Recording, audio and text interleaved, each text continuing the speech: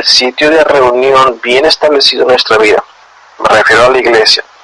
Por ejemplo, la iglesia, tal vez usted no sepa o no, pero fue el primer edificio que los peregrinos construyeron cuando llegaron desde las regiones de Inglaterra, de Holanda, todos esos sitios que llegaron hacia los Estados Unidos buscando esa libertad religiosa. Y la primera edificio que ellos decidieron construir antes que sus propias casas fue la iglesia. Esto fue un sitio ya en una ciudad que se llama Plymouth, en Massachusetts, y por cierto, esa iglesia que se erigió está todavía ahí en pie. Hermanos, la iglesia es la casa de Dios. En 1 Timoteo 3:15 dice, para que si tardo, sepas cómo debes conducirte en la casa de Dios, que es la iglesia del Dios viviente. Que es la iglesia del Dios viviente, columna y baluarte de la verdad. Entonces, cuando nosotros vamos a la iglesia, nosotros nos estamos reuniendo en la casa de Dios. Por eso, hermanos, es que tenemos que saber cómo conducirnos allí. Eso es lo que decía 1 Timoteo 3:15. Y también, hermanos, no descuidar la iglesia. No descuidar la iglesia. Ahora, también podemos hacer una aplicación un poco más práctica. Allá la Biblia nos dice en el libro de Corintios que nuestro cuerpo es el templo del Espíritu Santo. Ahora, yo sé que si Pablo está hablando de la iglesia de Corinto, él está diciendo que la iglesia de Corinto era el templo del Espíritu Santo. Pero también podemos hacer una aplicación allí, hermanos, que nuestro cuerpo, nuestra vida, es el templo de Dios, del Espíritu Santo. Y entonces tenemos que tener cuidado con nuestra vida, hermanos, con nuestro templo, con nuestro cuerpo. Es bien importante, hermanos, que nosotros cuidemos nuestra vida. Y ahorita voy a mencionar esto, hermanos, en otro de los mensajes que están acá en Ageo también. Pero sigamos adelante. Fíjense que cuando esto sucede, hermanos, dice la palabra de Dios en el versículo 12, como leí, y oyó Zorobabel, hijo de Salatiel, y Josué, hijo de Josadac, sumo sacerdote, y todo el resto del pueblo, la voz de Jehová su Dios, y las palabras del profeta Ageo. Entonces, cuando ellos escuchan estas palabras, dice que el versículo 13, entonces Ageo, enviado de Jehová, habló por mandato de Jehová al pueblo diciendo, yo estoy con vosotros, dice Jehová. Esto se lo dice, hermanos, porque ellos temieron, hermanos, a la predicación del profeta Ageo. Y el Señor está diciendo, no te preocupes, yo estoy con vosotros. Y despertó Jehová el espíritu de Zorobabel, hijo de Salatiel. Ahora fíjense bien, cuando dice, y despertó Jehová el espíritu de Zorobabel, hijo de Salatiel, esto me hace pensar a mí, hermanos, que Zorobabel estaba un poco desanimado. Dice acá en el capítulo 2, versículo 4, pues ahora Zorobabel, esfuérzate, dice Jehová, esfuérzate tú también, Josué, hijo de Josadac, sumo sacerdote, y cobrad ánimo, pueblo todo de la tierra, dice Jehová, y trabajad, porque yo estoy con vosotros, dice Jehová de los ejércitos. Hermanos, había como un pequeño desánimo en la vida de Zorobabel. Muchas veces nosotros dejamos, hermanos, de trabajar en la obra de Dios. Muchas veces nosotros dejamos de invertir en la obra de Dios o en nuestra propia vida, hermanos, porque hay un pequeño desánimo ahí. Pero ¿qué fue lo que despertó el espíritu nuevamente? Ese espíritu de Josué, hijo de Josadac, y el espíritu de Zorobabel, hermanos, fue la palabra de Dios. Escuchar la palabra de Dios. Es importante que nosotros también hagamos aplicación práctica e invirtamos en nuestra vida, ¿verdad? Para edificar nuestro cuerpo, nuestra vida delante de Dios a través de la palabra de Dios. Salomón había hecho una gran labor, como dije hace un momento, ya que David había preparado toda la materia prima, pero hermanos, ellos no tenían los mismos recursos que tenían cuando en los tiempos de Salomón. Y hermanos,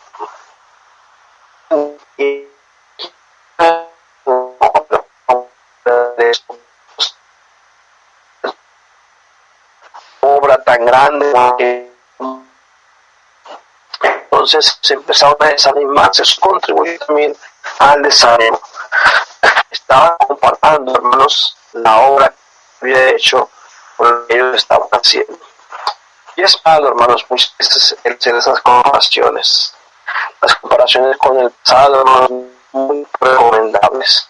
Pablo dijo, olvidando ciertamente lo que queda atrás, prosigo la meta. Y muchas veces, hermanos, nosotros tenemos que dejar de ver el del pasado, olvidarnos no solamente de los fracasos del pasado, pero también olvidarnos de los triunfos del pasado. Y hemos trabajado con nos simplemente es no dar excusas, esforzarse con lo que no tiene. El segundo mensaje que yo fue en el capítulo 2, es el mes séptimo a los 21 días del mes. Fíjense que el mensaje dice aquí que había sido el texto, el primer día del mes. Ahora el segundo mensaje está dando en el mes séptimo a los 21 días del mes. Y el primer mensaje, si vamos a nuestro calendario, había sido el 1 de septiembre de 521, ahora el 21 de octubre de 520. Ya pasaron un mes con 21 días. Y aquí, hermanos, esto nos está haciendo esta comparación del pueblo. Fíjense, dice así: en el mes séptimo, a los 21 días del mes, vino palabra de Jehová por medio del profeta Jehová diciendo: ahora, el hijo de Salatiel, gobernador de Judá, ya Josué, hijo de Josalac, su sacerdote, ya resto del pueblo, diciendo: ¿quién ha quedado entre vosotros que ha visto esta casa en su gloria primera como la es ahora? ¿No es allá como nada delante de vuestros ojos? Pues ahora, Zorobabel, esfuérzate, dice Jehová, esfuérzate también, Josué, hijo de Josalac, su sacerdote, y cobrad ánimo, pueblo todo en la tierra de Jehová, y trabajad, porque yo estoy con vosotros, dice Jehová de los ejércitos. Un pacto que hice con vosotros cuando saliste de Egipto, así mi espíritu estará en medio de vosotros más, porque así dice Jehová de los ejércitos. De aquí a poco yo haré temblar los cielos y la tierra, el mar y la tierra seca. Yo temblaré a todas las naciones, el deseado de todas las naciones, y llenaré esta gloria esta casa, ha dicho Jehová de los ejércitos. Mía es la plata y mío es el oro, de Jehová de los ejércitos. La gloria postrera de esta casa será mayor que la primera, Jehová de los ejércitos, y daré en este lugar, dice Jehová de los ejércitos. Nuevamente aquí vemos que ellos estaban comprando lo que estaban haciendo a lo que había tenido antes. Entonces es que a veces se entiende también, muchas veces es más difícil edificar sobre lo que ya está construido que simplemente empezar de nuevo. Ellos debían entender que la obra no puede detenerse por esta cosa, aun cuando, como dije en un momento, es más difícil trabajar lo construido que empezar de nuevo. Tenemos que entender que es el experto en la reconstrucción. Los constructores sabrán esto muy bien, que para hacer una construcción es más fácil empezar cuando no hay nada. Si hay una construcción ya hecha, a veces es más fácil demoler todo eso y empezar de cero nuevamente. Pero ellos no podían hacer eso. No tenían los recursos suficientes, no tenían el esfuerzo suficiente, los trabajadores suficientes. Entonces tenían que trabajar con lo que tenían. Y cuando estaban construyendo, la obra no estaba quedando tan bonita como había sido antes, y eso también fue una causa de desánimo, y por eso es que se les da otra vez este mensaje diciéndoles: mira, Dios va a hacer la obra, Dios la va a hacer, y cuando Dios hace una obra, hermanos, entonces va a ser una obra perfecta. Fíjense que les está diciendo aquí: esta obra va a ser mejor. Dice: la gloria postrera de esta casa será mayor que la primera, ha dicho Jehová de los ejércitos, y daré paz en este lugar, dice Jehová de los ejércitos. Entonces Dios iba a hacer una reconstrucción, y como les decía yo, aunque es más difícil, hermanos, reconstruir sobre lo que ya está construido, tenemos que entender que Dios es un experto en la reconstrucción. Nuevamente, si hacemos la aplicación práctica de que si nosotros estamos haciendo una reconstrucción de nuestra vida y si permitimos a Dios que Él trabaje en nosotros, Dios, hermanos, puede hacer una obra muy grande. Muchas veces pensamos: no, ya todo está perdido, yo no creo que Dios pueda hacer una obra en mí. Y, hermanos, esa mentalidad tiene uno que quitársela de nuestra mente, porque entonces el desánimo puede llegar. fácilmente. Aquí se les está diciendo que si ellos no construyen el templo, entonces el deseado de todas las naciones no podía venir.